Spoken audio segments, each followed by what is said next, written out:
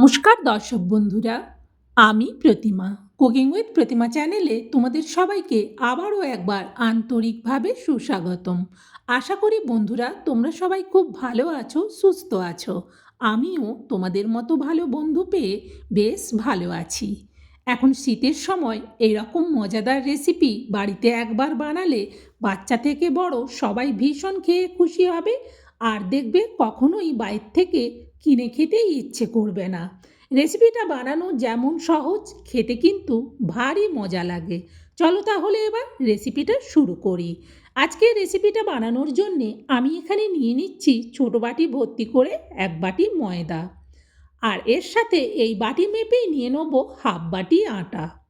দিয়ে দিচ্ছি পরিমাণ মতো লবণ, আর দিচ্ছি অল্প একটু বেকিং সোডা।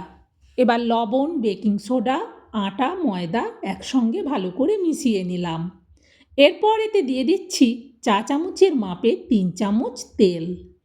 এই তেলটা দেওয়ার পর ভালো করে এবার হাত দিয়ে ততক্ষণ এটাকে মাখবো যতক্ষণ না সুন্দর একটা মুঠি তৈরি হচ্ছে। কি বানাবো সেটাই কিন্তু বলা হয়নি। আজকে আমি তৈরি করব স্টিম রোল চিকেনের পুর দিয়ে। দেখো সুন্দরভাবে মুঠিটা তৈরি হয়ে গেছে। এবার আমি এতে অল্প অল্প করে জল দিয়ে সুন্দর একটা সফট ডো তৈরি করে নেব। একসাথে বেশি জল দেব না, অল্প অল্প করে জল দিয়ে এটাকে ভালো একটা ডো তৈরি করে নেব। দেখো ডোটা কতটা সুন্দরভাবে মাখা হচ্ছে। একসাথে বেশি জল দিয়ে দিলে তাহলে মাখতে গিয়ে বিভিন্ন রকম অসুবিধায় পড়তে হয়। সেই জন্যে ভালো করে সুন্দরভাবে অল্প অল্প করে জল দিয়ে একটা সফট ডো বানিয়ে নিলাম। এবার এটাকে ঢেকে রেখে দিচ্ছি। এর পুরটা এবার তৈরি করে নেব। দেখো আমি এখানে 400 গ্রাম বোনলেস চিকেনের কিমা নিচ্ছি। এই কিমাটাকে এবার বেশ ভালো করে পরিষ্কার করে ধুয়ে নেব। তোমরা কিন্তু রেসিপিটা স্কিপ না করে দেখতে থাকো, আমি কিভাবে কতটা সহজ পদ্ধতিতে স্টিম রোলটা বানিয়ে দেখাবো। দেখো চিকেনটা ধুয়ে নিয়ে চলে এসেছি। এতে কিন্তু আর একটুও জল নেই, একেবারে জলটা ঝারিয়ে নিয়েছি। এবার গ্যাস জেলে কড়া বসিয়ে দিয়ে তাতে দিয়ে দিলাম সরিষার তেল। খুন্তি দিয়ে তেলটাকে একটু কড়ার উপর পর্যন্ত চাড়িয়ে নিলাম। তেলটা গরম হতেই তেলে দিয়ে দিচ্ছি অল্প একটু গোটা জিরে, অল্প কালো জিরে। 2 মিনিট কালো জিরে আর গোটা জিরেটাকে ভেজে নেব।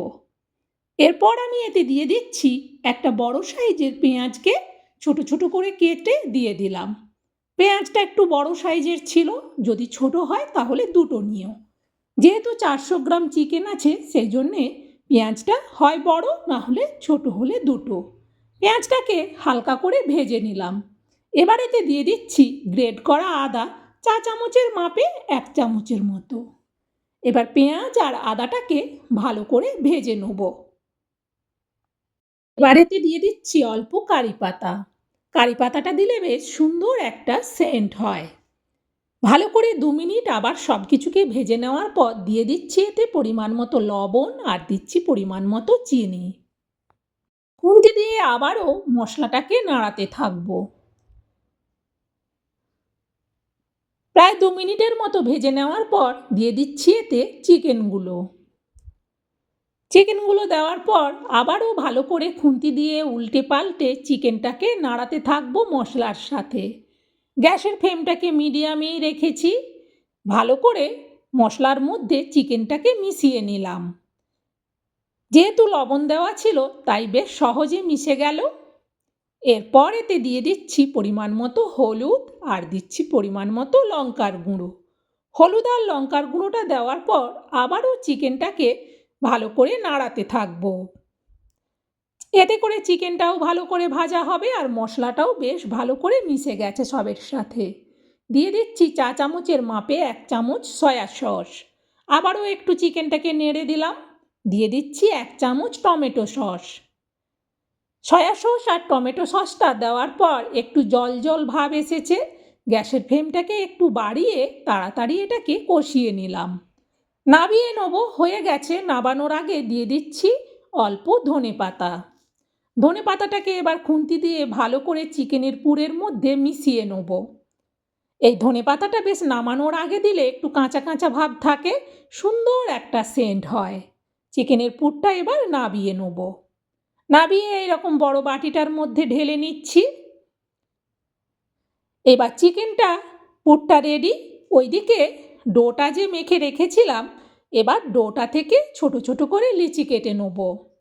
সুন্দরভাবে ডোটা বেশ সফট হয়েছে, না শক্ত না পাতলা। পাতলা হলে তো হবেই না, শক্ত হলেও কিন্তু ভালো হবে না। একটা মিডিয়াম সাইজের আমি কেটে নিলাম। যেহেতু আমি এটা স্টিম রোল করব, সেই জন্যে খুব বেশি ছোট করলে তখন জিনিসটা ভালো হবে না। একটা করে ডো নিচ্ছি, শুকনো গুঁড়ো দিয়ে ভালো করে যতটা সম্ভব পাতলা করে বেলে নেব। দেখো যতটা সম্ভব বড় করে পাতলা করে বেলে নিয়েছি। এবার ঠিক মাঝখানটায় করে দিয়ে দেবো চিকেনের পুর। খুব বেশিও দেব না, আবার কমও দেব না। এরপর জল দিয়ে সাইডটায় একটু করে এইভাবে জলটাকে লাগিয়ে নেব। এরপর দু সাইড থেকে এইভাবে ভাঁজ করে দেবো। এরপর এটাকে ধরে আমি রোল করে নেব। আর এইভাবে জল দিয়ে রোল করে নিলে একেবারেই খুলবে না, সুন্দরভাবে এটা জুড়ে যায়। আমি এটাকে স্টিম করে বানাবো, এটাকে কিন্তু তেলে ভেজেও খাওয়া যায়। চটপট করে আমি সবগুলোকে বানিয়ে নেব, আর একটা তোমাদেরকে বানিয়ে দেখাচ্ছি। এইভাবে যতটা সম্ভব পাতলা করে বেলে নিতে হবে। আর এই স্টিম রোলগুলো কিন্তু খুব বেশি বড় হয় না, ছোট ছোটই হয়, মোমোর থেকে একটু বড় হয়। দেখো সুন্দর করে আবারও বেলে নিলাম। এরপর আবারও চামচে করে মিডিয়াম মাপের পুর দিয়ে দেবো মাঝখানটায় করে। এরপর আবারও জল লাগিয়ে নেবো চারিদিক থেকে। তারপর দু সাইডটা এভাবে ভাঁজ করে দেবো, যাতে পুরটা কোনোভাবেই না বাইরে বেরিয়ে যায়। এভাবে দু সাইড থেকে ভাঁজ করার পর এটাকে সুন্দর করে রোল করে নেব। আর এভাবে জল লাগিয়ে দিলে কিন্তু একটুও আর খুলবে না। আর বানানো যেমন সহজ, খেতে কিন্তু ভীষণ টেস্টি হয়। দেখো সবগুলো আমি একেবারে বানিয়ে নিয়েছি। এরপর এগুলো স্টিম করব আমি। তোমরা চাইলে এগুলো তেলে ভেজেও খেতে পারো, কিন্তু সবসময় তেলের খাবার না খেয়ে এইভাবে স্বাস্থ্যকরভাবে বানিয়ে নিলেও কিন্তু রেসিপিটা ভীষণ টেস্টি হয়। দেখো দিয়ে দিলাম জল, তারপর দিয়ে দিলাম ঝাড়ি কাঁচি। এরপর এখানে প্রথমে যতগুলো ধরবে ততগুলো দেব, উপর উপর করে দেব না, কারণ আমি এটা দুবার ধরে করব। দেখো যতটা জায়গা হয়েছিল ততটা জায়গায় দিয়ে দিলাম। এবার আমি এটাকে গ্যাসের মধ্যে বসিয়ে গ্যাসটা অন করে দিলাম। এরপর এটা উপর থেকে ঢেকে দেবো। গ্যাসটা কিন্তু বাড়িয়েই দিলাম, একেবারে ঘড়ি ধরে 4 থেকে 5 মিনিট। দেখো হয়ে গেছে। এরকম হয়ে যাবার পর গ্যাসটা বন্ধ করে আরও 2-3 মিনিটের জন্যে ঢেকে রেখে দেবো। প্রায় মিনিট 3 বাদে আমি ঢাকনাটা আবার সরাচ্ছি।